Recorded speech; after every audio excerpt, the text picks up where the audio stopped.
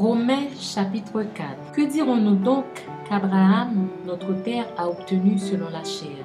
Si Abraham a été justifié par les œuvres, il a sujet de se glorifier, mais non devant Dieu. Car que dit l'Écriture? Abraham crut à Dieu, et cela lui fut imputé à justice.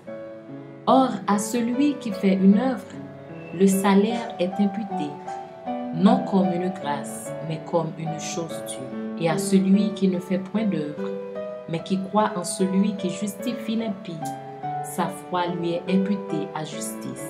De même, David exprime le bonheur de l'homme à qui Dieu impute la justice sans les œuvres. Heureux ceux dont les iniquités sont pardonnées et dont les péchés sont couverts. Heureux l'homme à qui le Seigneur n'impute pas son péché.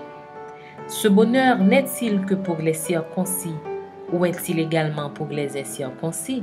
Car nous disons que la foi fut imputée à justice à Abraham. Comment donc lui fut-elle imputée? Était-ce après ou avant sa circoncision? Il n'était pas encore circoncis, il était incirconcis. Et il reçut le signe de la circoncision comme sceau de la justice qu'il avait obtenue par la foi quand il était incirconcis, afin d'être le père de tous les incirconcis qui croient, pour que la justice leur fût aussi imputée.